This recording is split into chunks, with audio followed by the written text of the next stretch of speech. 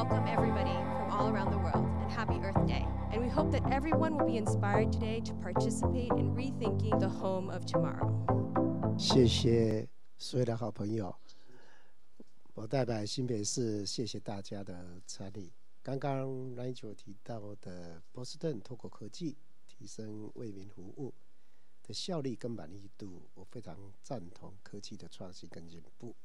最主要还是主要是为我们市民来服务，所以谢谢，也谢谢 Ken 把新北市当作实验室，帮助我们打造一个最宜居的城市，一起把新北带向国际。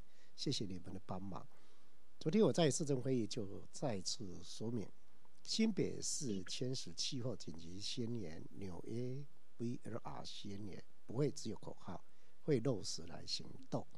未来我们在新北市的3重第2办公大楼会是一个碳中和的建筑物。我们另外有一个巴黎区也会变成一个净零碳示范区。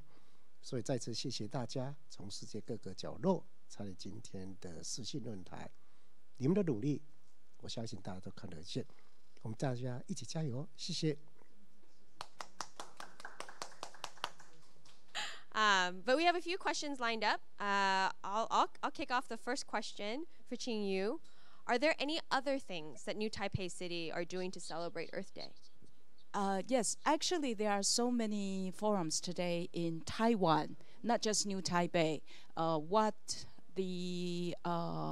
think in Taipei City, there is a collaboration between AIT, the American Institute in Taiwan, and President Tsai, our national president, is taking part in that forum. But what we think New Taipei City needs to do is to raise the awareness first, and then, like the mayor said, to take actions. So in 2 years' time, we're gonna start building our second city hall. It will also be another very highly dense populated area, and it will be a carbon neutral building. So starting from the planning now, the preparation now, we're gonna take actions for that. And so I think that's really what's more important than just signing up all this declaration, but actually putting in actions. Thank you. A question from the audience for Nigel. What obstacles did you encounter when trying to build trust with technology? Well, I think, can you hear me there? You want me to read it for you again? Yep. What obstacles did you encounter when trying to build trust with citizens using technology? I mean, so certainly there's the question of just the design of the technology. It has to be you have to think about a lot of different issues. You know, I think you have to think about the fact that not everyone uses technology in the same way. And so, you know, we were very careful to not shut up other channels. So I know that, for example, in other cities, when we were launching that technology, a lot of other cities who tried similar things, they saw it as an opportunity to shut down their phone number or like the call takers. And we thought that was a mistake, right? Because that's like the most effective way to reach a human in your city. And so it doesn't make sense to shut that down if your intent is to serve the needs of people. And so I think just getting all those characteristics right was important. And then trying to find the right way to interact with the beta testers was also very important.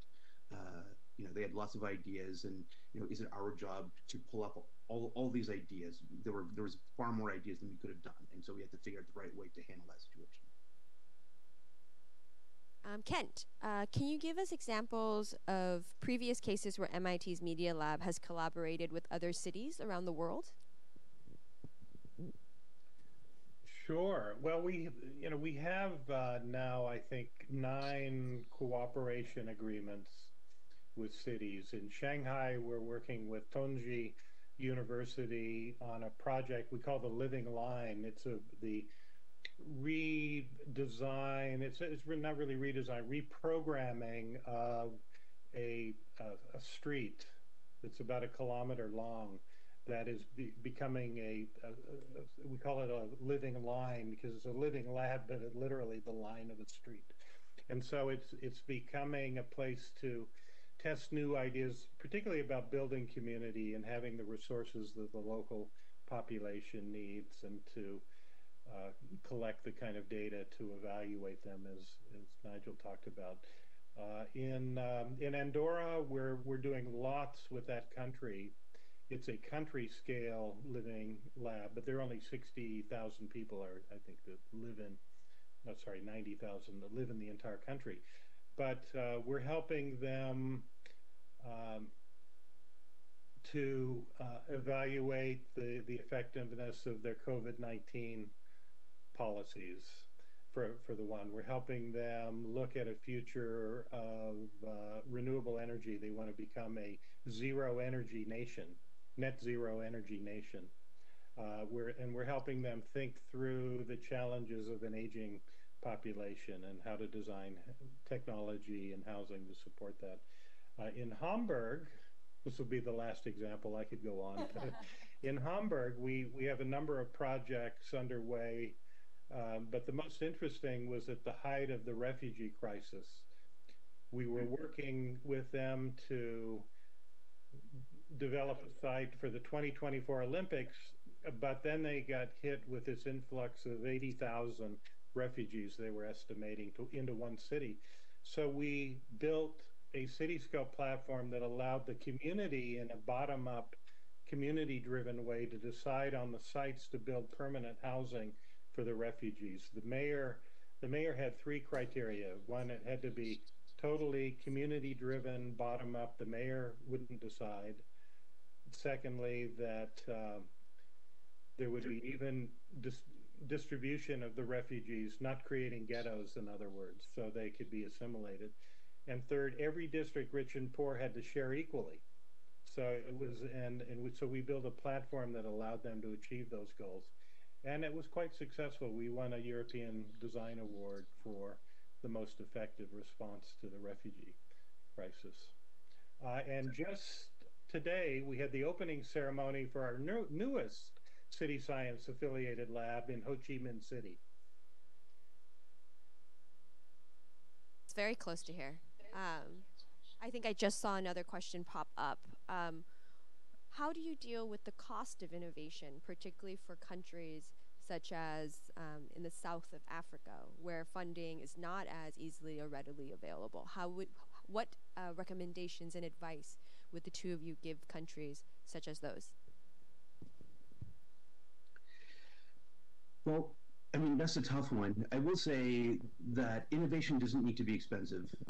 You know, I think that when you look critically at the institutions you have, you know, I work in cities, so I frame everything in terms of cities. But when you look at the resources that you have at the local level in terms of, you know, higher ed or NGOs or even like young people that are looking to try to make their communities better, if you're like, those are the real resources that you have access to in the city. And so I think our job, for those of us that try to do this work in local government, is to figure out how do you engage with those resources, right? So that you have to sometimes rethink your role. You know, if you have an attitude that is, you know, we're government, we have all the power, you know, our job here is to call the shots, that isn't a great attitude for building collaborations.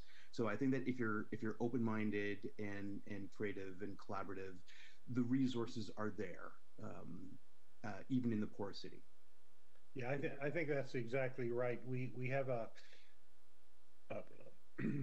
fairly ambitious project in an informal settlement in Mexico outside of Guadalajara, Lomas de Centinela, and we're pulling together whatever resources are available, but it's very little, working with the University of Guadalajara, but mostly it's the efforts of the local people. I mean, we're MIT, you know, a lot of people think we're the center of the universe of technology. In some ways, maybe we are. But in this case, it's not about the technology. It's very simple interventions that can be deployed by the community, and they then, you know, can be, we try to find ways to empower them and give them the tools they need to create their own future. And we were right in the center of that project, making great progress when the pandemic hit. But in a funny way, it's enabled us to build stronger relationships virtually, because rather than traveling there, we can connect regularly, and that is extremely low cost. That's the cost of a Zoom call. So yeah, you don't need high tech, expensive solutions in many cases. For my past 6 years working for different city governments and now for new Taipei city governments, I feel that exactly the resources are always somewhere. And also, it's very important to change how we solve problems. How usually would change a lot of the resource allocations. For example, every city is fixing their potholes, like Nigel said, right? But every city is also working on building trust. But when Nigel's program can combine those two in one, you're actually doing one thing but achieving two goals at the same time by changing the way how you work on it.